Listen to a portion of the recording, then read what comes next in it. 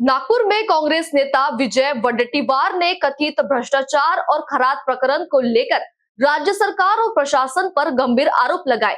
उन्होंने कहा कि एक वीडियो में कई अहम तथ्य सामने आए हैं, जिनमें अंधश्रद्धा को बढ़ावा देने और अवैध गतिविधियों के संकेत मिलते हैं। इस मामले में केवल एक व्यक्ति पर कार्रवाई पर्याप्त नहीं है, बल्कि सभी दोषियों के खिलाफ सख्त कदम उठाने जाने चाहिए। वडेट्टीवार ने आरोप लगाया कि यह प्रकरण महाराष्ट्र के लिए कलंक है और इससे राज्य की छवि धूमिल हो रही है।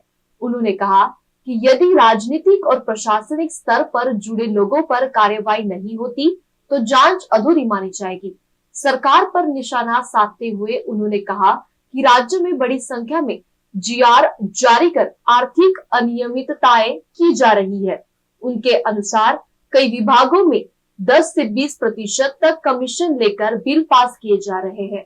उन्होंने मांग की कि इस पूरे मामले में चार्टर्ड अकाउंटेंट सहित सभी संबंधित लोगों की निष्पक्ष जांच हो और हजारों करोड़ रुपए के कथित लेन देन के स्रोत का पता लगाया जाए, तभी सच्चाई सामने आ सकेगी। तो एक चेहरा काल आमच्या सुषमाताई अंधारे यांनी त्या संदर्भातलं वक्तव्य केले आहे की तो काळा पैसा पांढरा करणारा व्यक्ती आहे, त्यामुळे त्यांच्या नावाने कोडमध्ये नावं कदाचित केली असतील।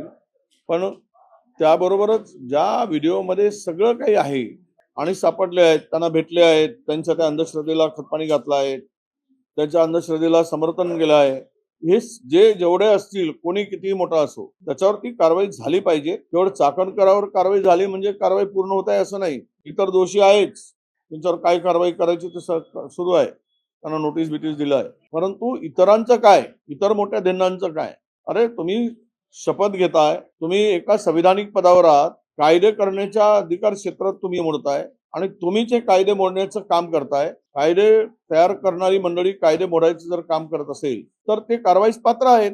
ते मंत्री असू देत, आमदार असू देत, त्या सर्वांवर कारवाई झाली पाहिजे। आणि घरात एक महाराष्ट्राला लागलेला कलंक होत आहे ही घटना म्हणजे, आणि महाराष्ट्राला खरं म्हणजे आतापर्यंतच्या इतक्या प्रकरणामध्ये हे महाराष्ट्राची मान शर्मेनं खाली जाईल अशा प्रकारचे खराचे प्रकरण फार वाईट।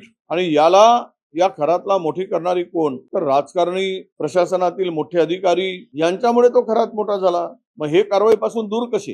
हे कारवाई यांच्यावर केलीच पाहिजे, तर ही चौकशी म्हणजे फेअर आहे असे आम्ही समजू, ते बरोबर चौकशी झाली आहे असं आम्ही समजू, त्यामध्ये कोणाशी पाठीशी घालत नाही सरकार असं त्याचा अर्थ होईल। नाहीतर अर्धवट करून एसआयटीच्या माध्यमातून या चौकशीमध्ये काही साध्य होईल असं मला अजिबात दिसत नाही। त्याच्यापेक्षा जास्त काढले गेले, 200 तुमच्या लक्षात आले, माझ्या माहितीप्रमाणे 1000च्या वर जीआर काढले। महाराष्ट्रात हे सर्वसामान्य माणसाचं आस्थेचं काही मंत्रालय राहिलं नाही। लोकांच्या सर्वसामान्य माणसाला न्यायाचं केंद्र आता ते काही मंत्रालय राहिलं नाही।